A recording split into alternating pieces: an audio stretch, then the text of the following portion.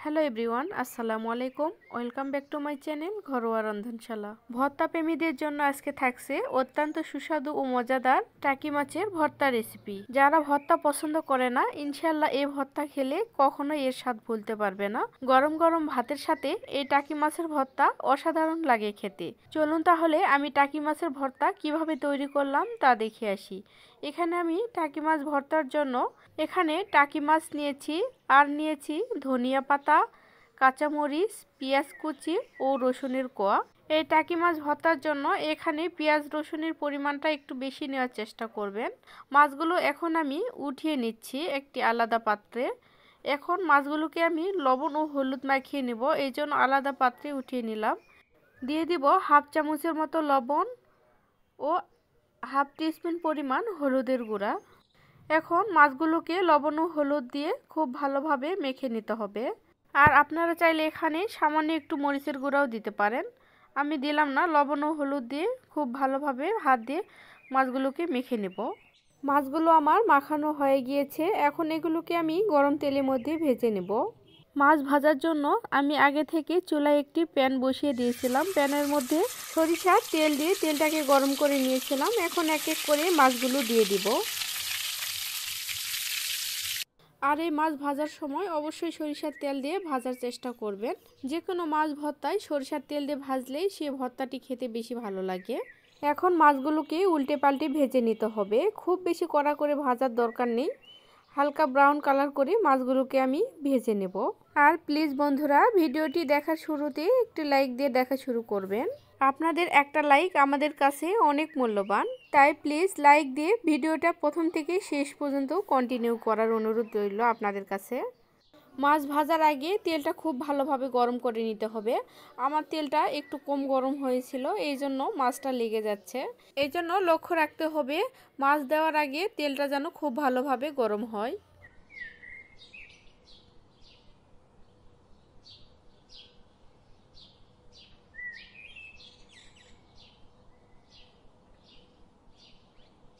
মাছগুলো আমার ভাজা হয়ে গিয়েছে। খুব বেশি কড়া করে ভাজার দরকার নেই, তাহলে দেখবেন বেশি শক্ত হয়ে গেলে মাছ ভর্তা তখন খেতে ভালো লাগবে না। এভাবে করে আমি ভেজে নিলাম। এখন এগুলোকে তেল ঝরিয়ে উঠিয়ে নেব। মাছগুলো ভেজে নেওয়ার পর একই তেলে আমি দিয়ে দিব পেঁয়াজ কুচি। পেঁয়াজ, রসুন ও কাঁচামরিচ একই তেলের মধ্যে এখন ভেজে নেব। এরপর দিয়ে দিব রসুনের কোয়া। পেঁয়াজ মরিচের পরিমাণ এই ভর্তাটার মধ্যে একটু বেশি দেওয়ার চেষ্টা করবেন, তাহলে খেতে ভালো লাগবে। দিয়ে দিলাম কাঁচামরিচ। আর আপনারা ঝাল অনুযায়ী যে যেমনটা ঝাল পছন্দ করেন সেই অনুযায়ী ঝালের পরিমাণটাও দিয়ে দিবেন। আমি একটু কাঁচামরিচের পরিমাণটা বেশি দিলাম। এখন এগুলোকে ব্রাউন কালার করে ভেজে নেব।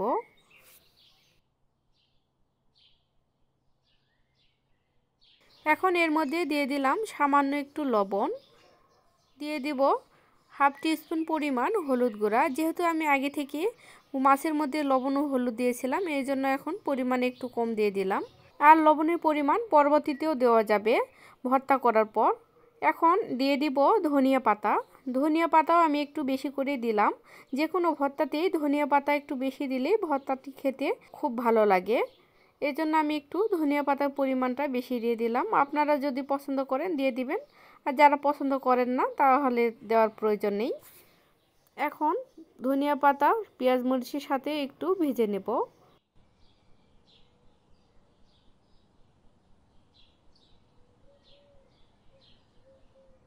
সবগুলো আমার খুব সুন্দরভাবে ভাজা হয়ে গিয়েছে। দেখুন এরকম করে ভেজে নিলাম। এখন এগুলোকে একটি বাটিতে উঠিয়ে নেব। দেখুন সবগুলো আমার খুব সুন্দরভাবে ভাজা হয়ে গিয়েছে।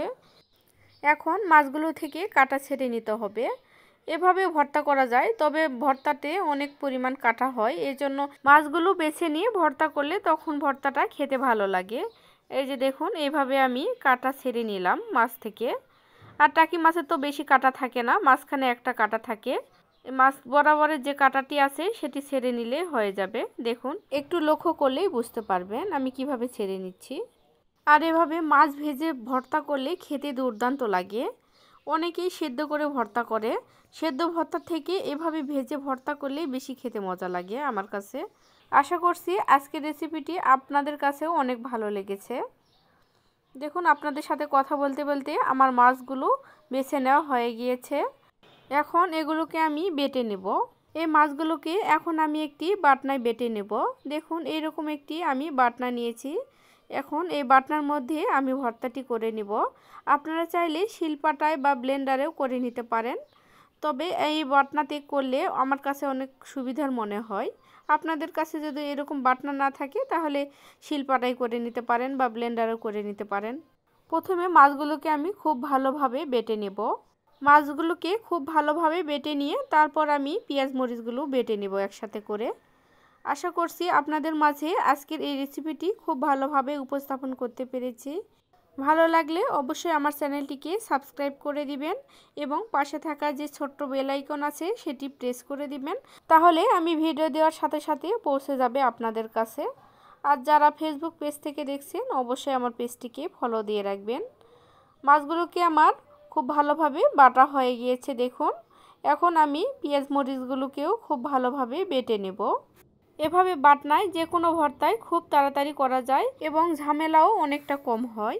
এই জন্য আমি যে কোনো ভর্তা এই বাটনার মধ্যেই করে থাকি, খুব তাড়াতাড়ি করে নেওয়া যায়। তাহলে আমি ভর্তাটি কিভাবে বানাই আপনারা দেখতে থাকুন।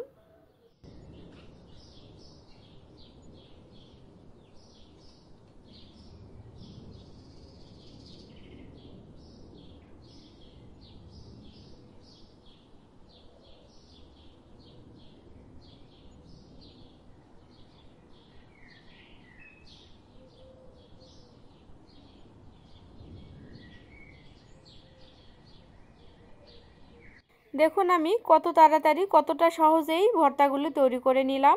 ভর্তার মধ্যে আরেকটু লবণ দিয়ে দিলাম, আমার কাছে একটু কম লেগেছিল। আপনারা চাইলে এই পর্যায়ে একটু কাঁচা সরিষার তেলও দিতে পারেন। আমি দিলাম না, কারণ আমার ভর্তা করার সময় অনেকটা পরিমাণ তেল বেশি হয়ে গিয়েছিল, এই জন্য আর দেওয়ার প্রয়োজন হয় নাই। দেখুন আমার ভর্তাগুলো তৈরি হয়ে গিয়েছে। এখন এগুলোকে পরিবেশন করে নেব। দেখার সৌন্দর্যের জন্য আপনারা আপনাদের পছন্দ অনুযায়ী পরিবেশন করে নেবেন।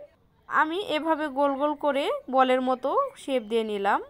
এরকম একটা বল আর যদি থাকে গরম গরম ধোয়া ওঠা সাদা ভাত, তাহলে তো আর কথাই নেই। আমার মতো ভর্তা প্রেমীদের এই ভর্তাটি অনেক ভালো লেগেছে। আশা করছি আমার এই রেসিপি দেখে আপনারা অবশ্যই একবার হলেও বাসায় ট্রাই করবেন। আজ তাহলে আমি এখান থেকে বিদায় নিয়ে নিচ্ছি। এরকম পরবর্তীতে নতুন কোনো ভিডিও নিয়ে আবার হাজির হব। সবাই অনেক বেশি ভালো থাকবেন, সুস্থ থাকবেন, আমার জন্য দোয়া করবেন। আল্লাহ হাফেজ। আসসালামু আলাইকুম।